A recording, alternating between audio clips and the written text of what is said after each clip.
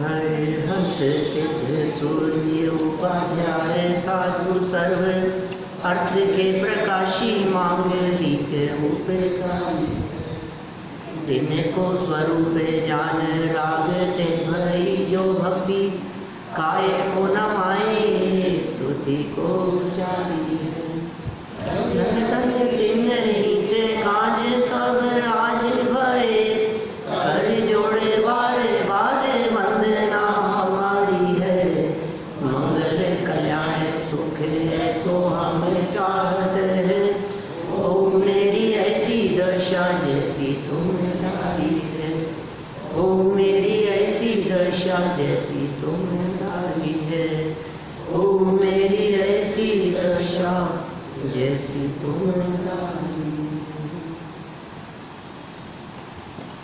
क्षत्र चूड़ामणि नामक यह ग्रंथ, इस ग्रंथ में जीवनधर स्वामी के जन्म के पहले ही कितनी प्रकार से परिस्थितियां बदल रही है उसकी चर्चा की जा रही थी।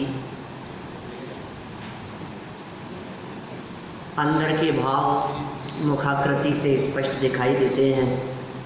यह जो संसार है, यह संसार तो संकटों का साम्राज्य है।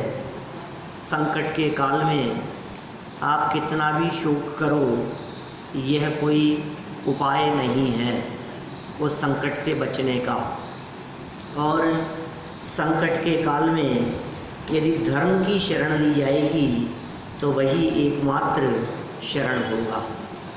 माने हमारा जो सच्चा साथी है वो सच्चा साथी कोई और नहीं है, अपना धर्म ही है। धर्म का कोई फिजिकल अस्तित्व नहीं है ऐसा जिसके पास जाकर शरण मांगी जाए। धर्म माने क्या?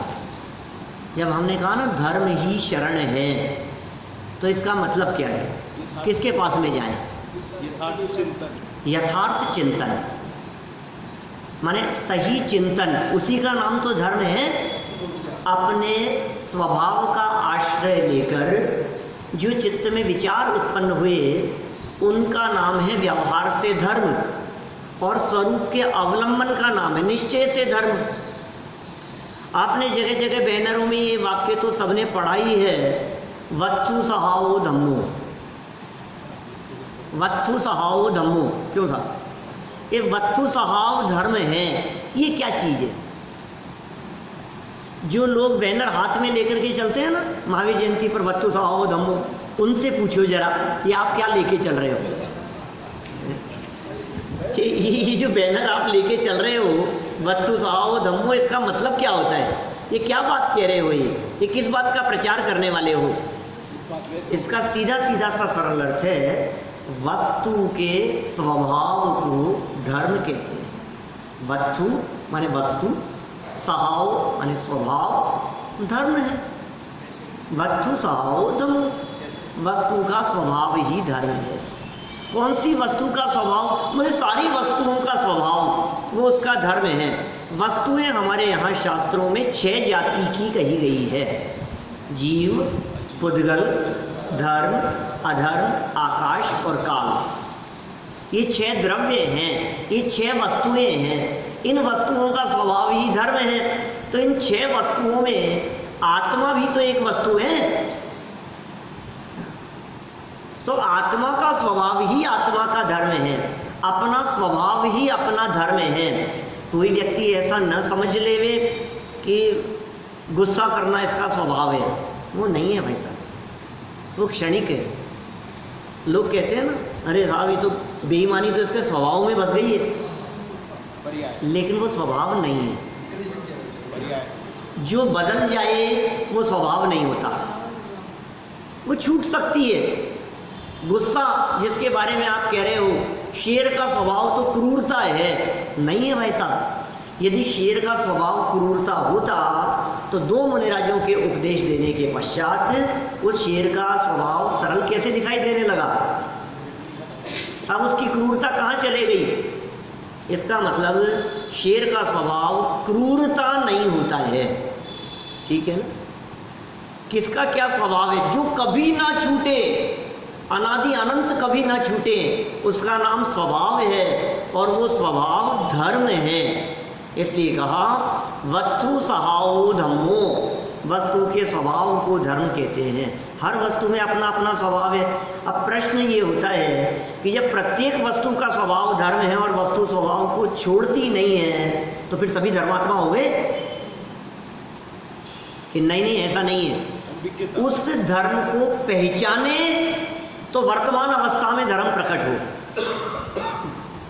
उससे परिचय नहीं है ना, उसकी पहचान नहीं है ना, नहीं मानी आती। हाँ, तो देखिए यहाँ क्या कहा, वस्तु की प्रॉपर्टी धर्म है, उसकी जो प्रॉपर्टी है वो उसका धर्म है। ऐसा कहा है कि संकट के समय द्रव्य गुण पर्याय और उत्पाद भेद हो गए, इन दो बातों के विश्लेषण करें। वही बात हो गई। ये कह रहे हैं संकट के समय द्रव्य गुण पर्याय और वस्तु स्वरूप का विश्लेषण करें, चिंतन करें, यही शरण है। सच में आपका चिंतन ही आपको सही दिशा प्रदान करता है। आपका चिंतन ही आपको कौन सी दिशा में जाना है, आपकी मंजिल क्या है, ये निर्धारित करता है। आपका चिंतन किस दिशा में चल रहा है, इससे निर्णय होगा कि आप कहाँ पहुँचने वाले हैं। तो यहाँ धर्म को शरण कह करके पुकारा गया। 3 लाइनें 60 पेज की पढ़ते हुए, पुनः पढ़ते हुए मैं 32 नंबर के श्लोक की तरफ आगे बढ़ूंगा। कोई उदाहरण से बताओ, जैसे जिस मकान में बैठे आग लग गई, अब द्रव्य गुण पर्याय का कैसे चिंतन होता है? देखो प्रश्न है इनका, किसी मकान में बैठे हैं और आग लग गई है तो द्रव्य गुण पर्याय से कैसा चिंतन होगा? बोलो। आपने कहा ना वस्तु के स्वभाव से चिंतन किया जाना चाहिए, वस्तु स्वभाव धम्मो, तो वो कैसा स्वभाव होगा और कैसा चिंतन होगा? अब आग लग गई, अब क्या करें? बोलो। सुनो, बाहर में तो आग लग गई है, उसकी तो चिंता है, और अंदर में जो आग धधक रही है उसकी किसी को परवाह नहीं है। अंदर में जो कषायों की अग्नि में जल रहा है उसकी कोई परवाह ही नहीं करता है, उसके बारे में कोई विचार ही नहीं करता है। तो क्या ज्ञानी जीव अग्नि जलने के काल में अपने अंदर की अग्नि के ही शमन करने का प्रयास करते होंगे, बाहर की अग्नि को नहीं बुझाते होंगे? ऐसा नहीं है। अपनी भूमिका के अनुसार देखिए, यदि वो ज्ञानी अरहंत भगवान हैं तब तो आपका कोई फर्क ही नहीं पड़ता है, ज्ञान में झलक रही। यदि वे ज्ञानी मुनिराज हैं, क्योंकि ज्ञानी के तो बहुत सारे लेवल हैं ना, यदि वे ज्ञानी मुनिराज हैं तो आग जलते हुए बुझाने का भी प्रयास नहीं करेंगे।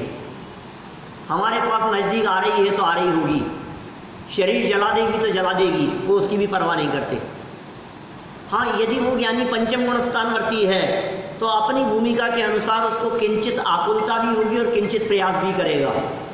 यदि वो चौथे गुण स्थानवर्ती ज्ञानी है तो अपनी भूमिका के अनुसार हो सकता है भाग दौड़ भी करे, निकलने का प्रयास करे, भागने का प्रयास करे, फायर ब्रिगेड को फ़ोन करे, नहीं, और पानी डाले, हल्ला मचे, कुछ भी हो सकता है।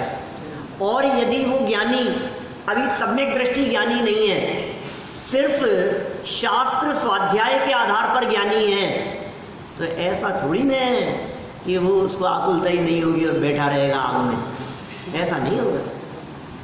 ये तो अभी देखो, आप अभी ज्ञानियों की बात मत करो, आप इतनी बात करो, अपनी इतनी बड़ी सभा में इतने लोगों में क्या आग लग जाने पर सबकी चिंतन एक जैसा चले?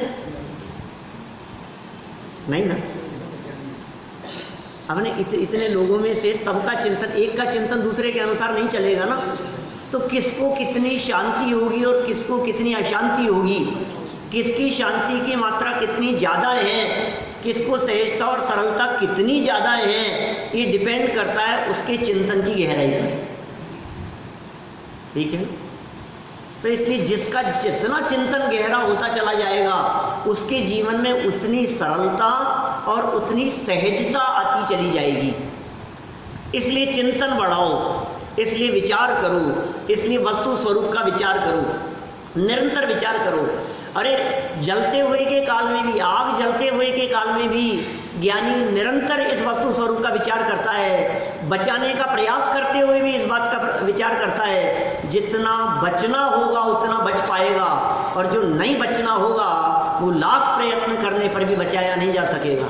आप तो मकान के जलने की बात कर रहे हैं, द्वारिका नगरी जल गई थी पूरी की पूरी। क्या द्वीपायन मुनिराज के निमित्त से यादव राजकुमारों द्वारा उपद्रव किए जाने पर पूरी की पूरी द्वारिका नगरी जल गई। नेमिनाथ भगवान के समूह शरण में द्वारिका नगरी के जलने की घोषणा हो गई थी 12 वर्ष पहले ही। ऐसा उल्लेख आ गया था कि 12 वर्ष पश्चात द्वारिका नगरी जलने वाली है।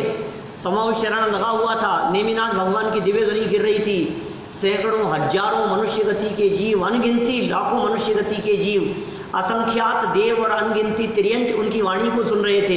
इतनी बड़ी सभा चल रही है द्वारिका के पास में, वहाँ समूह शरण आया हुआ था।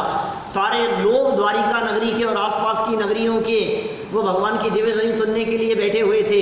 आप कल्पना कर सकते हैं क्या स्थिति बनी होगी किसी व्यक्ति ने, क्योंकि द्वारिका नगरी सोने जैसी चमकने वाली इतनी सुंदर द्वारिका नगरी, किसी व्यक्ति के मन में जिज्ञासा हो गई कि इस द्वारिका का क्या होगा, क्या होगा। इतना सा विचार मात्र आ गया, और ये तो ऐसे ही रहेगी ना इतनी सुंदर। तो तुरंत जवाब आया 12 वर्ष पश्चात द्वारिका नगरी जल जाएगी। 12 वर्ष में पश्चात नहीं, 15-18 वर्ष की बात नहीं, 12 वर्ष में द्वारिका नगरी जल जाएगी। 12 वर्ष का काल है द्वारिका नगरी का। क्या करें बोलो, जिसने सुना होगा उसके मन में क्या लगा होगा। अभी यदि आपको ये बात कह देवे कि जयपुर नगरी 12 साल तक रहेगी, इसके बाद जयपुर खत्म हो जाएगा पूरा, क्या बात कर रहे हो। या तो ये हो सकता है कि आपको इस बात पे भरोसा नहीं हो, और कहने वाला व्यक्ति यदि भगवान जैसे हैं, तीर्थंकर हैं, तो आपको भरोसा तो होगा ही। तो आप क्या करेंगे, घर बदलेंगे, भागने का प्रयास करेंगे, छोड़ करके जाने का प्रयास करेंगे। 12 साल कैसे जलेगी, क्या जलेगी, वो उनसे पूछा, सारे प्रयास किए गए, फिर क्या हुआ, बचा लिया गया, बच गए होंगे ना। फिर तो नाम भी आ गया, 2 व्यक्ति बचेंगे, श्री कृष्ण और बलदेव। 2 के अलावा तीसरा व्यक्ति नहीं बचेगा इस द्वारिका नगरी से। सबके सब जलकर भस्म हो जाएंगे उस समय, जो भी होंगे सबके सब जलकर पूरी नगरी खत्म हो जाएगी। देखो, जिनकी होनहार भली थी, ये उपदेश सुनते ही अनेक लोगों का गुणस्थान चौथा हो गया। अनेक ने व्रत अंगीकार कर लिए, अनेकों ने दीक्षा ले ली। ऐसा प्रसंग सुना, ऐसा सुनते ही वैराग्य भाव जागृत हो गया। दीक्षा ले ली बहुतों ने, तुरंत वहीं बहुत से लोग छोड़ करके चले गए, और बहुत से लोग जिनको भरोसा था कि नहीं था, क्या कहें, उन्होंने बहुत प्रयत्न किए कि वो द्वारिका नगरी नहीं जले। क्या प्रयास किए गए, कैसे जलेगी द्वारिका नगरी। बोले द्वीपायन मुनिराज, ये द्वीपायन भी बैठे थे वहाँ। बोले यार भगवान क्या कह रहे हो, मेरी वजह से द्वारिका जलेगी। भाई साहब, मैं तो एक काम करता हूँ, यहाँ से सैकड़ों किलोमीटर दूर चला जाता हूँ, आऊँगा ही नहीं 12 साल लौट करके, फिर मेरे से कैसे जलेगी। चले द्वीपायन तो चले। और बोले शराब निमित्त बनेगी, तो श्री कृष्ण ने पूरी द्वारिका नगरी में शराब बंदी करा दी, शराब बंद कर दी। वहाँ मदिरा पान कोई नहीं करेगा, जितनी शराब थी सब दूर दूर फिकवा दी गई, रहेगी नहीं यहाँ। आज भी गुजरात में शराब बंदी है क्या? फिर क्या हुआ, शराब तो बंद करवा दी, बंद हो गई, जगह जगह फिक गई, जंगलों में फिक गई। आपने सुनी नहीं घटनाएं? बहुत लोग हैं जिन्होंने नहीं सुनी है। फिर क्या हुआ, शराब तो फिकवा दी गई जंगलों में, 12 साल बीत गए, द्वारिका तो जली नहीं। ये क्या हुआ, तो भगवान के द्वारा जो बात कही गई थी वो गलत हो गई क्या? द्वीपायन को निकल पाया, 12 साल पूरे हो गए, द्वारिका जली नहीं। देखो कोई बात नहीं, चलो चल के देखना चाहिए क्या हाल है। वो द्वारिका के नजदीक आ गए, द्वारिका के पास में आ गए। इधर क्या हुआ, जो 12 वर्ष का कैलकुलेशन करके आए थे पूरे हो जाने के बाद, वो कैलकुलेशन में गड़बड़ हो गई। वो कैलकुलेशन में गड़बड़ कैसे हो गई ये हर 2.5 साल में 3 साल में 1 महीना बढ़ जाता है हिंदी महीनों में। आपको पता है कभी जेठ 2 बार आते हैं, तो कभी भादवे 2 बार, तो कभी कभी क्या होता है, ये गड़बड़ हो जाती है। अरे कैलकुलेशन में गड़बड़ हो गई, उनको पता नहीं था, द्वारिका तक आ गए। यादव राजकुमार जंगलों में घूमने के लिए गए हुए थे, कुछ कहीं पानी नहीं मिला, इधर उधर भटक रहे थे, तो 12 साल पहले की फेंकी हुई शराब जो गड्ढों में फेंकवा दी गई थी, बरसात आती रही, बार बार में पानी और सड़ता रहा, वो शराब जो थी वो और ज़्यादा मादक हो गई 12 साल में, सड़ सड़ करके। शराब तो सड़ी हुई होती है, और क्या है, अब वो भली बदबू नहीं आए सेवन करने वाले लोगों को, लेकिन वो सड़ा गला करके ही बनाई जाती है, तभी उसमें मादकता आती है। तो पानी कहीं नहीं मिला, तो गड्ढों में जो उन्हें दिखा वो उन्होंने पी लिया, मुंह से पिया, पेट में गई और दिमाग में चढ़ी शराब, नशा चढ़ गया। और जब लौट के आ रहे थे वहां से, नशे में थे, और दीपायन महाराज को बैठे हुए देखा। जब बैठे हुए देखा तो उल्टी सीधी बातें कहने लग गए, उनको नशे में पत्थर मारने लग गए, कुछ उल्टा सीधा बोलने लग गए।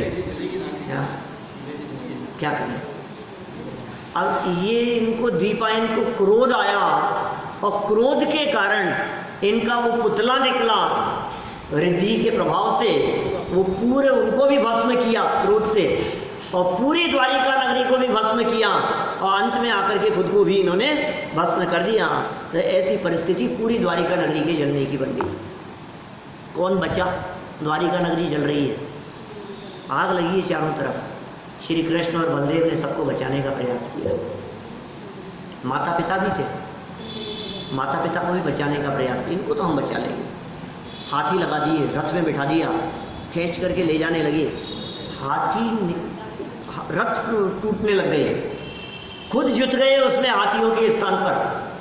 सैकड़ों हजारों हाथियों का बल होता है कृष्ण नारायण और बलदेव में, खुद लग गए हाथियों की जगह पर रथ को खींचने में। माता पिता को तो बचा लेंगे, लेकिन अंत में रथ इतना टूट गया और पूरा का पूरा उसके ऊपर आग का वो गिरा, और माता पिता भी मर गए, बचाने में समर्थ नहीं हो सके। 2 ही बचे, 2 के अलावा तीसरा व्यक्ति नहीं बचा। बोलो किनको कैसा परिणाम आएगा? मेरे को तो ये कहना था कि जब वो पूरी द्वारिका नगरी जलने की घटना मात्र सुनी तो ज्ञानियों को विरक्ति हो गई, जिनको वैराग्य भाव आया वे छोड़ करके चले गए।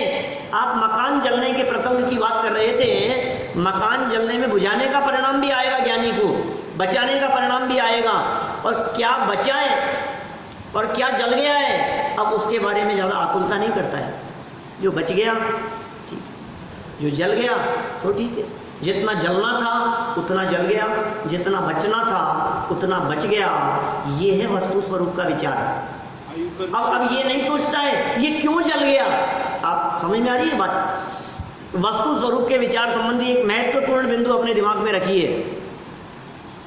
जो हो गया है उसके बारे में विचार तो कर सकता है, वो क्या विचार करेगा? जो होना था सब हो गया, ये पर्याय का विचार है, परिणाम स्वरूप का विचार है। द्रव्य अपने अस्तित्व को कभी छोड़ता नहीं है, ये द्रव्य का विचार है। लेकिन एक विचार ज्ञानी कभी नहीं करता। क्या विचार? ये क्यों हो गया, ऐसा नहीं होना चाहिए था। आप समझ रहे हैं? ऐसा नहीं होना चाहिए था। बोले ये वस्तु स्वरूप की विपरीत बात है, नहीं होना चाहिए था। तेरी इच्छा थोड़ी ना चलती है इसमें। जो हुआ है उसे स्वीकार करो, जो होता है सो होने दो, होनी को स्वीकार करो। कर्तापन का भाव न लाओ, निज हित का पुरुषार्थ करो। कर्तापन का भाव मत लाओ, अपने हित का पुरुषार्थ करो। तो ये धर्म जो है, माने ये जो दृष्टिकोण है, यही सच्चा उपाय है।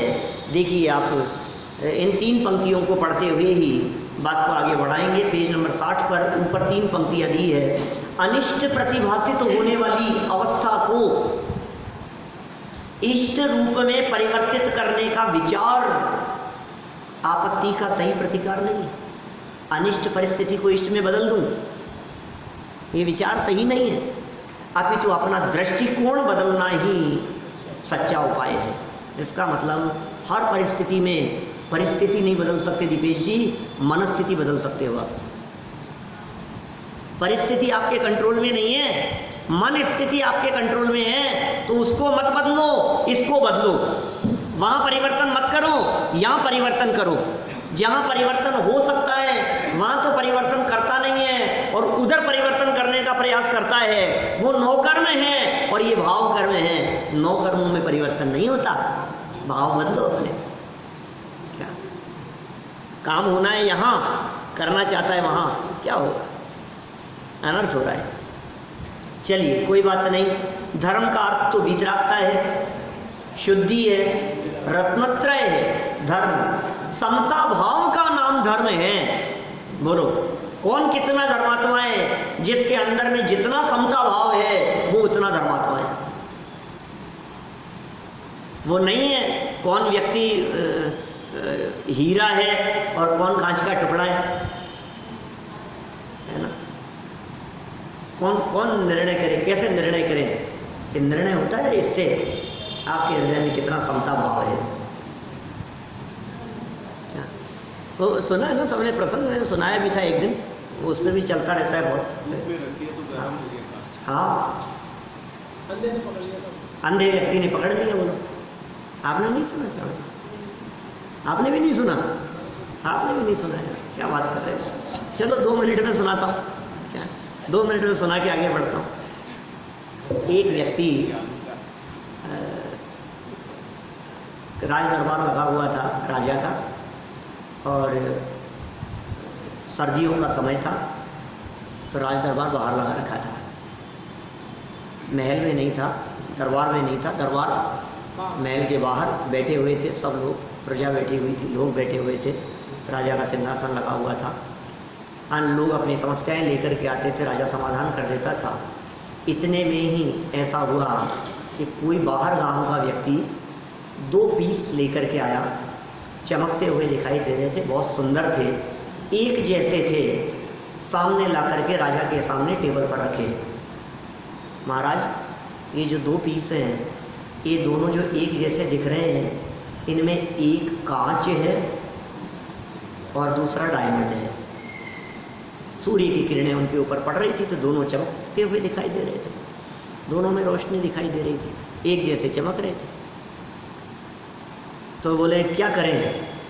बोले महाराज बहुत गाँवों में घूमता हुआ आ रहा हूँ क्या, और बड़े बड़े लोगों को मैंने चैलेंज किया है, यदि ये बतला पाए कि कौन सा कांच है और कौन सा डायमंड है, तो यदि आपने बतला दिया या आपके दरबार में किसी ने बतला दिया तो ये आपका हो जाएगा, और यदि नहीं बतला पाए तो इतना पुरस्कार, इतना इनाम मुझे चाहिए। राजा को कोई व्यक्ति चैलेंज करे, अकेले राजा की बात नहीं है, राजा, मंत्री, प्रजा, अच्छे अच्छे पार के लोग बैठे हुए हैं। बोले क्या बात करते हो, यदि एक कांच का टुकड़ा और एक डायमंड है तो क्यों नहीं पहचाना जाएगा? लोग पहचानने लगे, कोशिश करने लगे धीरे धीरे। राजा तो फेल हो ही गया, क्योंकि किसी प्रकार का कोई अंतर नहीं दिखाई दे रहा था। सभा में बैठे हुए लोग भी फेल हो गए, लेकिन जो डायमंड के पार के लोग थे सबने देखने का प्रयास किया, रत्नों के पार के लोग भी नहीं पकड़ पाए। ये क्या चक्कर है, नहीं पकड़ पा रहे, नहीं पकड़ पा रहे, नहीं पकड़ पा रहे। सभा समाप्ति का समय आया। महाराज क्या बात है, आपके राज्य में भी कोई नहीं है ऐसा? महाराज ने फिर घोषणा की। इतने में बीच सभा में से आवाज आई, महाराज मैं कोशिश करूं। एक अंधा व्यक्ति हाथ खड़ा करके कहता है। सब लोग देखने लग गए, ये अंधा व्यक्ति, आंख वाले तो देख नहीं पाए, ये अंधा व्यक्ति देखेगा, ये तो क्या बात है। लेकिन कोई बात नहीं, करो, कोई बात नहीं, कोशिश करो। क्या बताओ? हाथ में लिया उसने और बता दिया, ये डायमंड है और ये कांच है। जो लेकर के आया था उसने कहा ऐसा कहने से काम नहीं चलेगा, ऐसा कहने से थोड़ी ना काम चलेगा? 50% चांस तो है ही, कोई इस पे हाथ रख देगा, कोई इस पे हाथ रख देगा। आपको ये तर्क सहित बतलाना पड़ेगा कि आखिर ये डायमंड क्यों है और ये कांच का टुकड़ा क्यों है। तो उस अंधे व्यक्ति ने जवाब दिया, हम इतनी देर से धूप में बैठे हैं, इस धूप में जो गर्म हो गया वो कांच, और जो गर्म नहीं हुआ वो डायमंड। क्या समझ में आई बात आपके? आप कांच हैं कि आप डायमंड हैं? कि प्रतिकूल परिस्थितियों की धूप आने पर आप कितना जल्दी गर्म हो जाते हैं, उतने हल्के लेवल के कांच के टुकड़े हैं। और यदि उन प्रतिकूल परिस्थितियों में भी समता भाव आपके हृदय में दिखाई देता है तो आप सच में दुनिया कुछ भी कहे लेकिन आप डायमंड जैसे हैं। सोना कीचड़ में जंग नहीं खाता, सोना कीचड़ में जंग नहीं खाता है, डायमंड कभी गर्म नहीं होता है।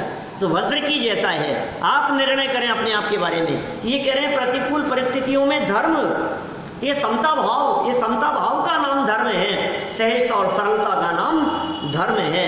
प्रशस्त राग भाव भी धर्म नहीं है, मैं बंद का ही कारण है। ये सब चर्चाएं कल तक हम यहाँ कर चुके थे, थोड़ा तो आगे बढ़े। अज्ञानी की दुख संबंधी मान्यता। अज्ञानी क्या कहता है, कैसी मान्यता है अज्ञानी की? अब देखो, अज्ञानी की मान्यता बता रहे, अपने अपने दिल में झांक के देखना मैं कितना ज्ञानी हूं। कहीं ऐसी मान्यता मेरी तो नहीं है। इत्यादि स्वामी वाक्येन लब्धा श्वासा यथा पुरम पत्या साकम सौरे में दुख चिंता ही तत्क्षणे। क्या कह रहे हैं? इत्यादि स्वामी वाक्येन, इस प्रकार स्वामी के वचनों से लब्धा श्वासा, प्राप्त हुआ है विश्वास जिसको, ऐसी असौ ये रानी पत्या साकम, पति के साथ यथापुरम पहले की तरह रे में भ्रमण करने लगी। जब इतना विश्वास पति के वचनों से सुना, धैर्य की बात कही, पुरुषार्थ की बात कही, विपत्ति के काल में धर्म ही शरण है और मरने के विचार मात्र से तुम मूर्छित हो रही हो।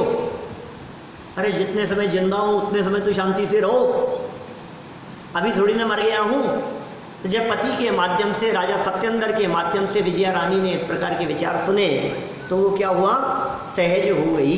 देखिए, अत्र है नीति, निश्चय से तत्क्षणे, दुख के समय ही दुख की चिंता बहुत ही होती है। दुख के समय ही दुख की चिंता होती है। राजा सत्येंद्र का उपयुक्त प्रकार से उपदेश सुनकर रानी विजया संतोष को प्राप्त हुई तथा पूर्ववत अपने पति के साथ आनंद से जीवन बिताने लगी, क्योंकि अज्ञानियों को दुख की चिंता दुख के समय ही होती है। मैंने लिखा है कि आग लगने पर अग्नि में कूदता है। हाँ, देखो क्या कह रहे हैं विशेषार्थ।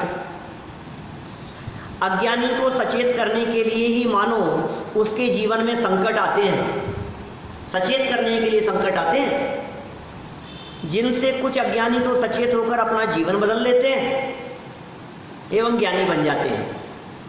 संकट आया ना, थोड़ी बहुत भी बुद्धि होगी, जीवन बदल लेगा और ज्ञानी बन जाएगा। और कुछ अज्ञानी रानी विजया जैसे अचेत ही बने रहते हैं, कुछ विचार ही नहीं करते, फलस्वरूप दुखी हो जाते हैं। तो सब तरह की परिस्थितियां हैं। आप संकट के काल में सचेत होते हैं या संकट के काल में दुखी होते हैं, अपना अपना निर्णय करें। यह संकट का काल हमें जागृत करने के लिए आया है, यह संकट का काल हमें सावधान करने के लिए आया है। ये संकट हमें परिस्थितियों को लड़ने के लिए प्रेरित कर रहा है। यह संकट हमें दिखा रहा है कि तुमने पाप किए थे, ये उसका फल मिल रहा है। और सुनो, भविष्य में ऐसे यदि संकट नहीं चाहते हो तो तुम पाप करना बंद करो। ये शिक्षा तो दे रहा है ना, ये संदेश तो मिल ही रहा है हमारे को। संकट की सत्यता का प्रमाण, संकट की सत्यता का क्या प्रमाण है? 33 नंबर श्लोक। अथ प्रबोधितं स्वप्नाद् प्रबुद्धममुं पुनः बोधयन्तीव पत्नीय मंतरवत्नी धुरां ददौ। इसके पश्चात स्वप्न से सचेत किया हुआ और फिर अचेत इस राजा को ज्ञान कराने के लिए ही मानो रानी विजया गर्भ के भार को धारण करती है, गर्भवती हो गई। सरल अर्थ, अशुभ स्वप्नों के विचार द्वारा रानी विजया ने राजा सत्येंद्र को मरण के संकट का प्रतिभास कराकर सचेत किया था। रानी ने सचेत किया, उसको स्वप्न तो रानी को ही आया था। अशुभ स्वप्न बतला दिया और मरण का ज्ञान करा दिया, तथापि सत्येंद्र विषयानुराग में सब भूल गए।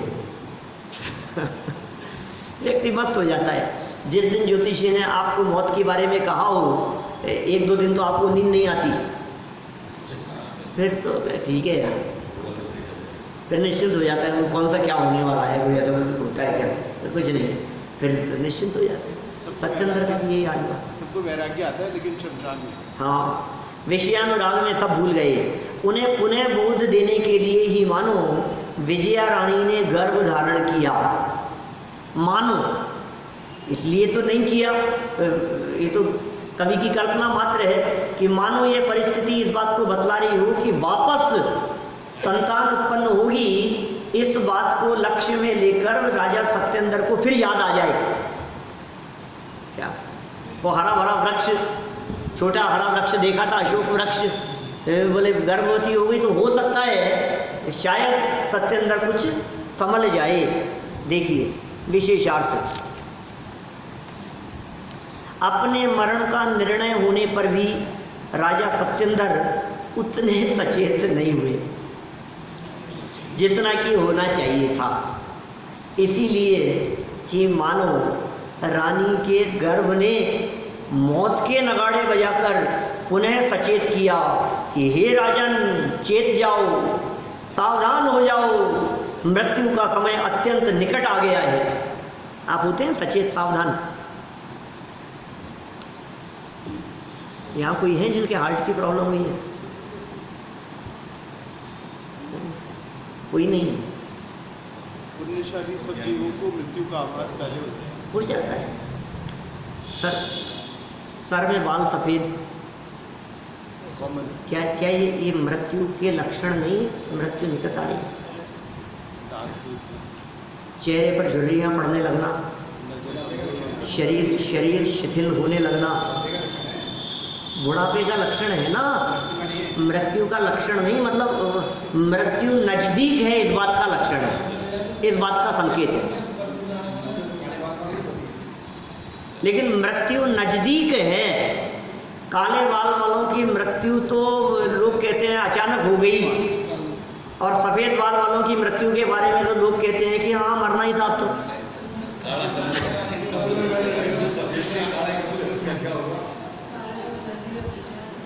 एक सज्जन मिले, बोले पिताजी का स्वर्गवास हो गया। हमने कहा क्या हो गया था? बोले हुआ तो कुछ नहीं था। कितनी उम्र थी? बोले 90 के आसपास हो गए। तो ठीक है, फिर तो काले आ गया। आप क्या कहोगे? मतलब मैंने जिनकी उम्र 90 के आसपास हो गई हो, तो मेरा कहने का मतलब ये है, क्या ये लक्षण नहीं है? क्या ये आपको सचेत करने के लिए नहीं है? क्या देवगति के जीवों के नेत्रों की ज्योति मंद पड़ जाती है तो वे 6 महीने पहले सावधान नहीं होते हैं? और तुम्हारी आंखों पे चश्मा चढ़ गया, तुम्हारी आंखें कमजोर होती चली जा रही है, तो तुम सचेत सावधान क्यों नहीं हो रहे हो? भूल जाता है ये। बस हार्ट की प्रॉब्लम हो गई, डायबिटीज़ की प्रॉब्लम हो गई, समझ लो किडनी की प्रॉब्लम हो गई, ये कोई बड़ी घटना ऐसी घटती है और एकदम तो ऐसे लगता है जैसे मैं मरने वाला हूँ।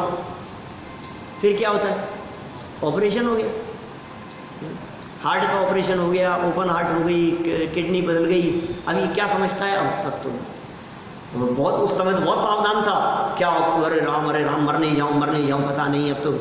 और फिर 4-6 महीने साल भर निकलता है, फिर कुछ नहीं, अब तो बिंदास घूमता है, फिर तो कुछ नहीं। अब क्या है? तो ऐसे ही यहाँ राजा की स्थिति बतला रहे हैं। अरे भाई सावधान हो जाओ, मृत्यु का समय निकट आ गया है। क्या कर रहे हो आप? ये सारी परिस्थितियाँ देख करके भी आपका उपयोग सही दिशा में, सही जगह पर नहीं लगता है।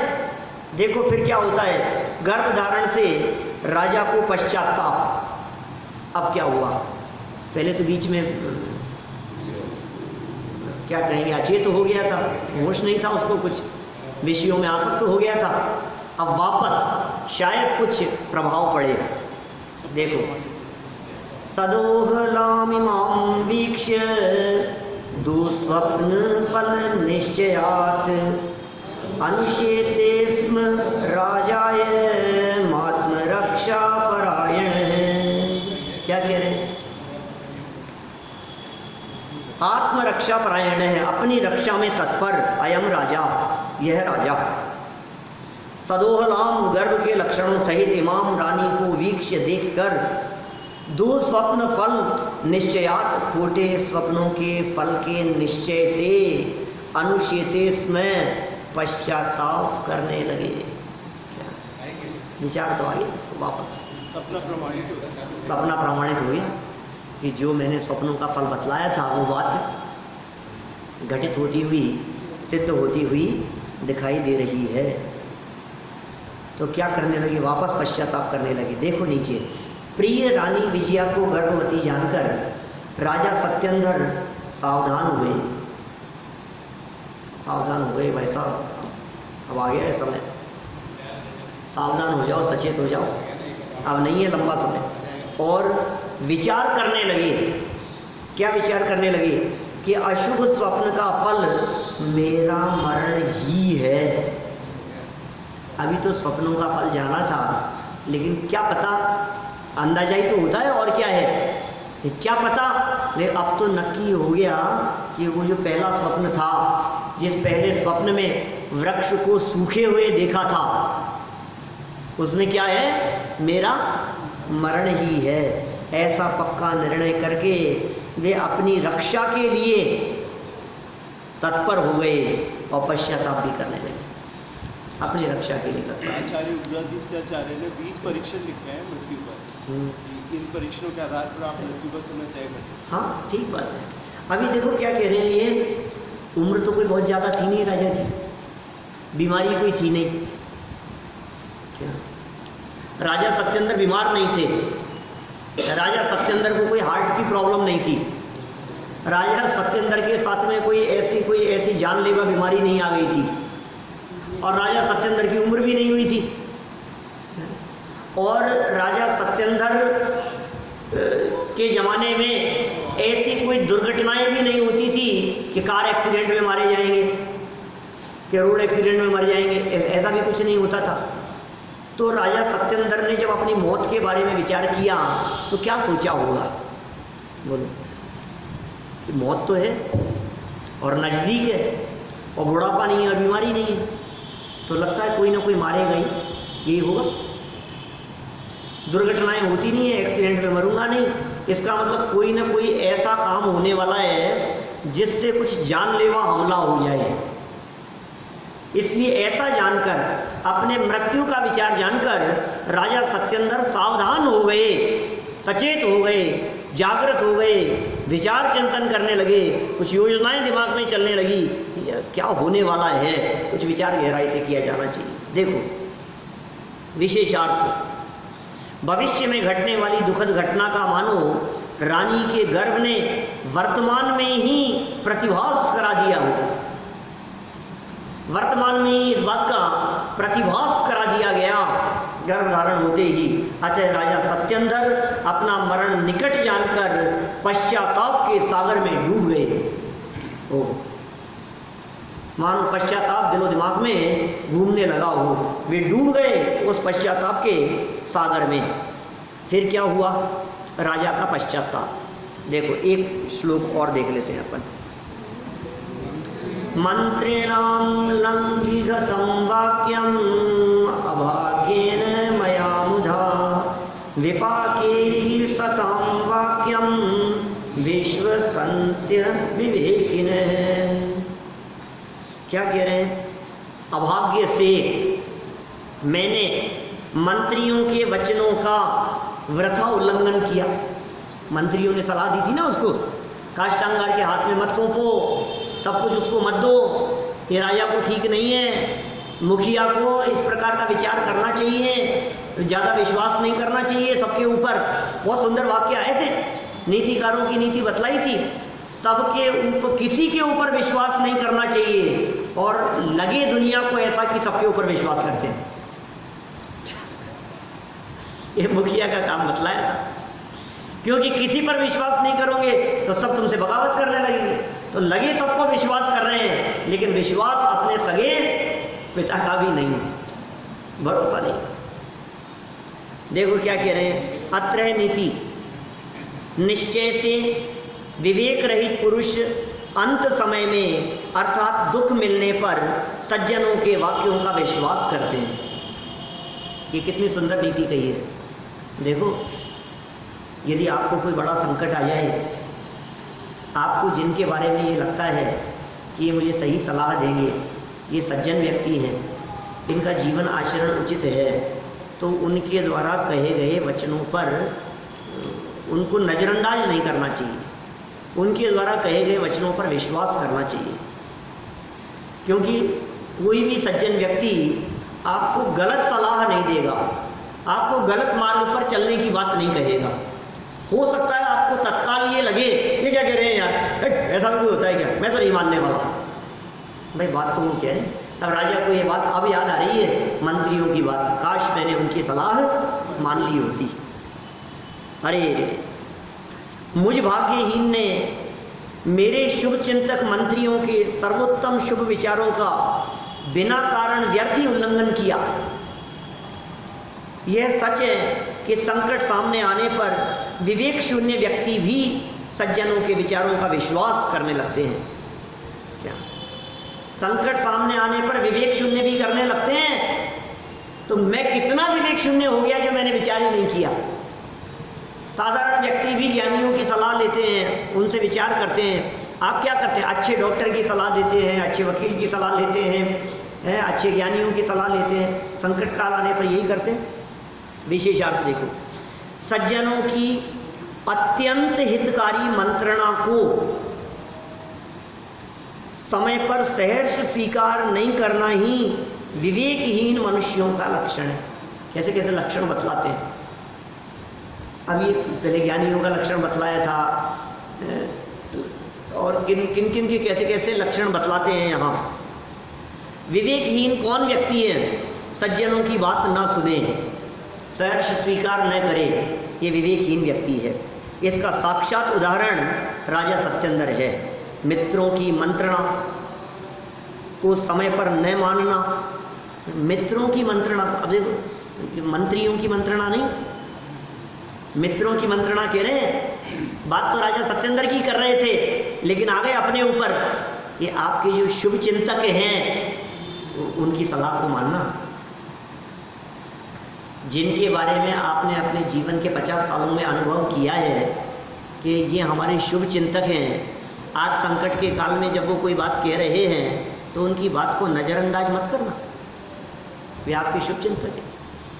आपके माता पिता आपके शुभ चिंतक हैं, आपकी पत्नी आपके शुभ चिंतक है, आपके बच्चे भी आपके दुश्मन नहीं हैं, आपके सच्चे मित्र वो आपके शुभ चिंतक है। ये क्या कह रहे हैं? मित्रों की मंत्रणा को समय पर न मानना और सुअवसर को खो देना, ये पश्चाताप के कारण बनते। फिर बाद में पछताना पड़ेगा। फिर आप कहेंगे अब पछताए क्या होत जब चिड़िया चुग गई। अब पछताए होत क्या जब चिड़िया चुग गई, खेती नीचे लिखा था। समय चूकने पर किया गया पश्चाताप समस्या का समाधान नहीं है। अब पश्चाताप से भी समस्या का समाधान नहीं होगा। वास्तव में देखा जाए तो कार्य बिगड़ जाने के बाद पश्चाताप करने के बदले पूर्व में ही, माने बिगड़ जाने के पहले ही, बिगड़ जाने के बाद पश्चाताप कर रहा है, आप तो रो रहा है, बिगड़ जाने के पहले विचार करता ना क्या किया जाना चाहिए। गलत काम करने के पहले सोचना चाहिए था ना। अब सजा हो रही है तो तू रोता है, लेकिन पहले विचार करना चाहिए था। इसलिए समय रहते सावधान हो जाना ही श्रेयस्कर है। अब ये इतना सुंदर वाक्य है, समय रहते सावधान हो जाना ही श्रेयस्कर है। इस वाक्य के तो जितने अर्थ लगाओ उतने लगा सकते हो, जहाँ जहाँ लगाना हो सब जगह लगा सकते हो। लेकिन इसका खंडन क्या है ना, बुद्धि कर्मानुसार ही। लेकिन समय रहते सावधान हो गया ना, और सावधान नहीं हो पाया तो फिर बुद्धि कर्मानुसारिणी। अब क्या करोगे बताओ? समय रहते सावधान हो जाओ।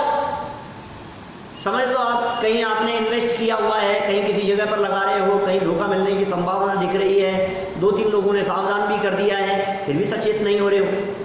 समय रहते सावधान हो जाओ। धन के बारे में, संपत्ति के बारे में, रोग और बीमारियों के बारे में समय रहते सावधान हो जाओ, और मौत के बारे में समय रहते सावधान हो जाओ, मौत आने के पहले पहले। फिर जब आंखें बंद ही होने लगेंगी फिर क्या कर लेगा? फिर जब कान काम ही नहीं करेंगे फिर क्या कर लेगा? फिर परिस्थितियां अत्यंत प्रतिकूल हो जाएंगी फिर क्या कर लेगा? अभी समय है।